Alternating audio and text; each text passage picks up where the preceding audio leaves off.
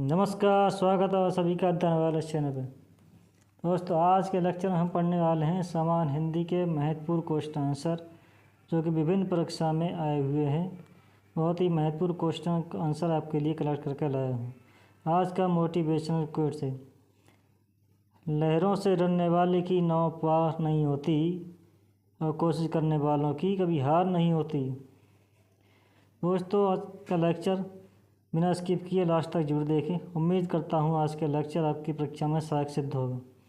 Start करते हैं आज का पहला सवाल। उदार शब्द का विलोम है।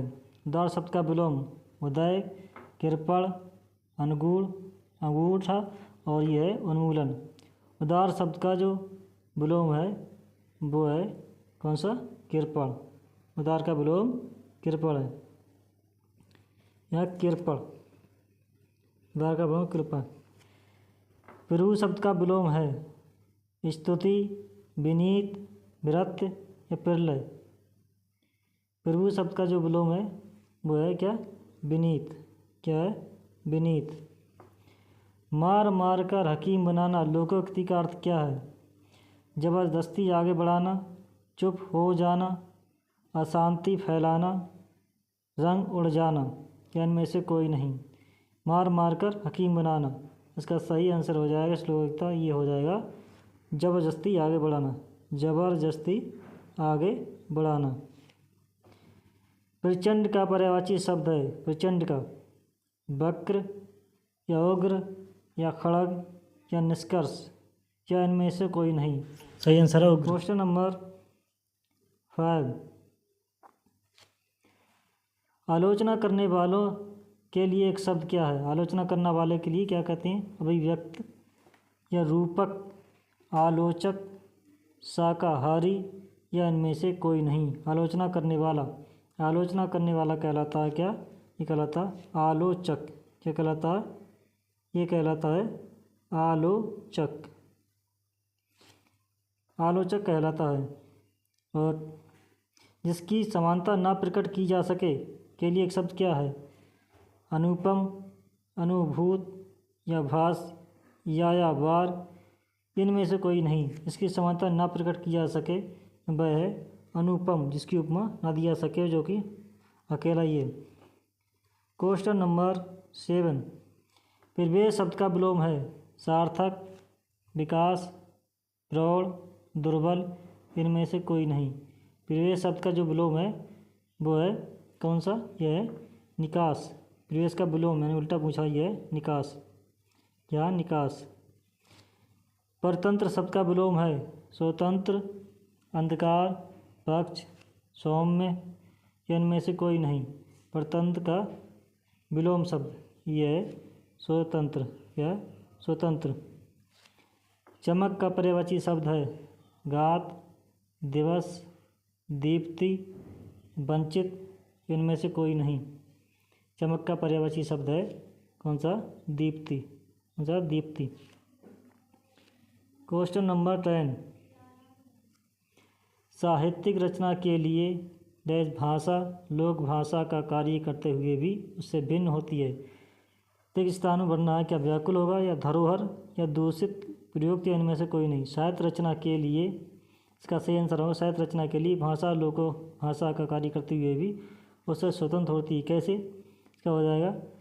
साहित्य रचना के लिए प्रयुक्त भाषा, प्रयुक्त होगा इसका सही आंसर। प्रयुक्त भाषा जो है साहित्य रचना के लिए प्रयुक्त भाषा लोक भाषा कार्य करते हुए भी उनसे भिन्न होती है। 3 माह में एक बार होने वाला के लिए एक शब्द है त्रिगुणा, त्रैमासिक या द्विमासिक या वार्षिक या इनमें से कोई नहीं। इसका सही जवाब होगा कि हो जाए 3 माह में होने वाला क्या हो जाए? त्रैमासिक हो जाएगा। त्रैमासिक 3 गुना तो 1 से 1 का 3 गुना होता है, त्रैमासिक नहीं। 3 माह में होने वाला त्रैमासिक, 2 माह में होने वाला द्विमासिक और 1 वर्ष में होने वाला वार्षिक। Question number 12। भाषा का प्रयोग 2 रूप में किया जा सकता है। एक तो सामान्य जिससे लोक में डैश होता है, दूसरा साहित्य रचना के लिए जिसमें प्रायः डैश भाषा का प्रयोग किया जाता है। इसका स्थान क्या होगा? स्थान में क्या कार्य रचनात्मकता या विनिमय काव्यात्मक या व्यवहार, आलंकारिक, संचालन, भावात्मक, या इनमें से कोई नहीं। क्वेश्चन नंबर 12 का सही आंसर हो जाएगा सी वाला। इसमें हो जाएगा व्यवहारिक और आलंकारिक। व्यवहारिक और आलंकारिक कैसे? भाषा का प्रयोग दो रूप में किया जा सकता है, एक तो सामान्य जिससे लोक में व्यवहार होता है, तथा दूसरा साहित्य रचना के लिए इसमें प्यारा आलंकारिक भाषा का प्रयोग किया जाता है। क्वेश्चन नंबर 13, औद्योगिक विकास और भौतिक डैश प्राप्त करने के उद्देश्य से आज मानव डैश के संतुलन को समाप्त करता जा रहा है। कैसे? विकास और कृत्रिमता, समृद्धि पर्यावरण, साधन ईश्वर, वृद्धि पृथ्वी, इनमें से कोई नहीं। क्वेश्चन नंबर 13 का सही आंसर हो जाएगा इसमें, ये हो जाएगा समृद्धि और पर्यावरण। कैसे? समृद्धि और पर्यावरण इसका कैसे होगा? औद्योगिक विकास और भौतिक समृद्धि, औद्योगिक विकास और भौतिक समृद्धि प्राप्त करने के उद्देश्य से आज मानव पर्यावरण के प्रति पर्यावरण के संतुलन को समाप्त करता जा रहा है। क्वेश्चन नंबर 14, इंटरनेट विज्ञान एवं प्रौद्योगिकी की श्रेष्ठतम सौगातों में से एक है, लेकिन स्थान पर यह है कि जैसे जैसे इंटरनेट हमारे जीवन को सुगम व गतिशील बना रहा है, वैसे वैसे इससे जुड़े खतरों की डैश भी बढ़ती जा रही है। क्या बढ़ती जा रही है? विवाद, परिभाषा, यथार्थ या संख्या, विडंबना या आशंका, विकृति, स्थिति, इनमें से कोई नहीं। क्वेश्चन नंबर 14 सही आंसर हो जाएगा सी, जैसे विडंबना और आशंका बढ़ती जा रही है। जैसे इसकी आडंबा जो है विडंबना और आशंका। जैसे इंटरनेट विज्ञान और प्रौद्योगिकी की श्रेष्ठतम सौगातों में से एक है, लेकिन विडंबना ये है कि जैसे जैसे इंटरनेट हमारे जीवन को सुगम व गतिशील बना रहा है, वैसे वैसे इससे जुड़े खतरों की आशंका भी बढ़ती जा रही है। ये एक विडंबना है। क्वेश्चन नंबर 15, विचार विनिमय के लिए केवल मनुष्य को ही डैश बाधा का वरदान प्राप्त है। पशु पक्षी अपने भाव और विचार शारीरिक डैश और संकेतों द्वारा प्रकट करते हैं। क्या? व्यंजन, पहचान, कहने, स्थिति, विवेक और क्रियाओं, बाड़ियों, मुद्रा, या इनमें से कोई नहीं। 15 का सही आंसर हो जाएगा, 15 का सही हो जाएगा बाड़ी और मुद्रा। बाड़ी और मुद्रा, जो पक्षी होते हैं उनमें बाड़ी और मुद्रा की क्या दिक्कत है? जैसे विचार विनिमय के लिए केवल मनुष्य को ही बाड़ी जो ध्वनि होती बोलता है का वरदान है। पशु पक्षी अपने भाव और विचार शारीरिक जो है मुद्राओं से, शारीरिक मुद्राओं से और संकेत द्वारा प्रकट करते हैं। अपने भाव को शारीरिक मुद्राओं से प्रकट करते हैं, भाव और विचारों को पशु पक्षी। क्वेश्चन नंबर 16, निम्नलिखित में से कौन सा मूल दीर्घ स्वर नहीं है?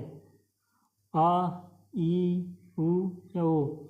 मूल दीर्घ स्वर तो हैं, लेकिन मूल दीर्घ स्वर पूछा। मूल दीर्घ स्वर ये दीर्घ स्वर है और ये भी दीर्घ स्वर, ई, उ भी बड़ा दीर्घ स्वर है, लेकिन मूल नहीं है। ये ओ दीर्घ तो है लेकिन मूल नहीं है, तो इसका आंसर हो जाएगा 16 का डी। क्वेश्चन नंबर 17, हिंदी में ध्वनियाँ कितने प्रकार की होती हैं? 2, 4, 8 या 10 प्रकार की?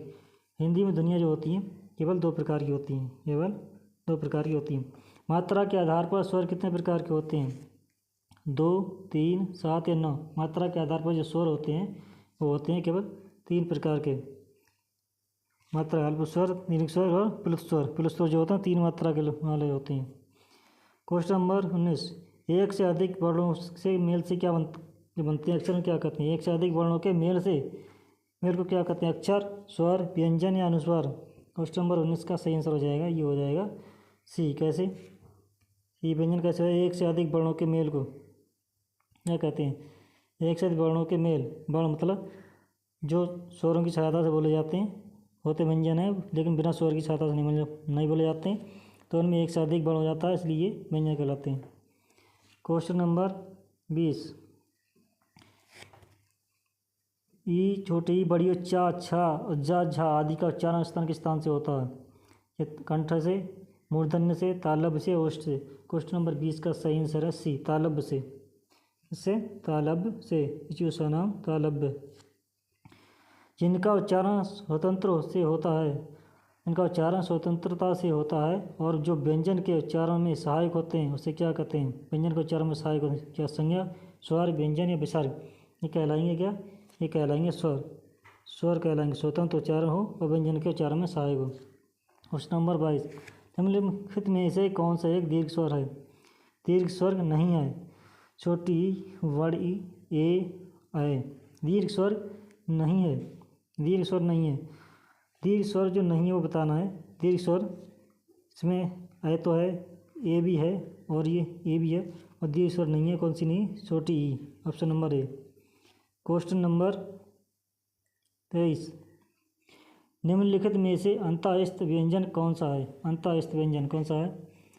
गा या जा या वा या सा? अंतःस्थ व्यंजन, अंतःस्थ व्यंजन जो है इसमें यह है कौन सा? वा। क्वेश्चन नंबर 23 का सी, वा अंतःस्थ व्यंजन। या वा राह, या वा राह, ये होते हैं अंतःस्थ व्यंजन। या वा रा, ला और हा, यह अंतःस्थ व्यंजन। क्वेश्चन नंबर 24, हिंदी भाषा में कुल कितनी लिपियाँ? हिंदी भाषा में 44 हैं, 48, 52 या 56? हिंदी भाषा में कितनी है? कितनी है ये? हिंदी भाषा में कुल लिपियाँ कितनी है? कुल लिपि पूछा है, लिपि नहीं है, गलत हो जाएगा, कुल ध्वनियाँ हो गया। लिपियाँ नहीं होगा, यहाँ होगा ध्वनियाँ। कुल ध्वनियाँ हो गया, कुल ध्वनियाँ, लिपियाँ नहीं हो गया। हिंदी भाषा में कुल ध्वनियाँ जो है ये हो जाएगा कितना? ये हो जाएगा 52। 52 कैसे? 24 तो इस कौन से हैं? स्पर्श व्यंजन हो जाएंगे 24 स्पर्श व्यंजन, और मूल व्यंजन 4 मूल व्यंजन, हर्ष में मूल व्यंजन और अंतःस्थ व्यंजन, और संघर्ष स्पर्श संघर्षी व्यंजन, और जो है फिर स्वर, सब मिला के कितने हो जाते हैं? 52 हो जाते हैं। Question number 25, question number 25, Hindi वर्णमाला में उस व्यंजन कौन से हैं? सा, बड़ा सा, पिट्टा सा, इसे छोटा सा हा, ता था, दा धा ना, टा ठा डा डा, इनमें से कोई नहीं। हिंदी भाषा में उस व्यंजन जो होंगे, उस व्यंजन है कौन से? ये है ऑप्शन नंबर ए में उस व्यंजन। सा, बड़ा सा, पिट्टा सा, छोटा सा, हा, ये होते हैं सब उस व्यंजन। ता था, दा धा ना, ये उस व्यंजन नहीं होते हैं, ये होते हैं ये होते हैं कंठय, कंठतालब नहीं, सॉरी, टाटा डाटा, ये तो मूर्धन, और जो नेटू साना मूर्धा, ये हो गए टाटा, और तालब, और जो सनाम तालब, ये होते हैं तालब, तालब ता था, ता दा अन्ना। क्वेश्चन नंबर 26, या रा ला बा को कौन सा व्यंजन कहते हैं? स्पर्श व्यंजन, अंतःस्थ व्यंजन, या उस व्यंजन, या इनमें से कोई नहीं? क्वेश्चन नंबर 26 का सही आंसर हो जाएगा, ये कहते हैं क्या? इन्हें कहते हैं अंतःस्थ व्यंजन। या रा ला बा को अंतःस्थ व्यंजन कहते हैं। स्पर्श व्यंजन में आते हैं ये बड़ा सा, छोटा सा, पिटपिट्टा सा और हा, ये आते हैं इसमें स्पर्श व्यंजन में आते हैं।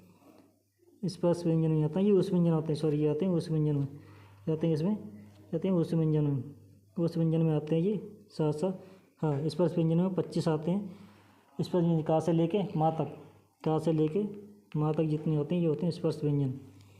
क्वेश्चन नंबर 27, निम्नलिखित में से कौन उस व्यंजन है? उस व्यंजन ह, ला, मा और जा, उस व्यंजन। क्वेश्चन नंबर 27 का सही आंसर है ये उस व्यंजन में आते हैं हा। कौन सा?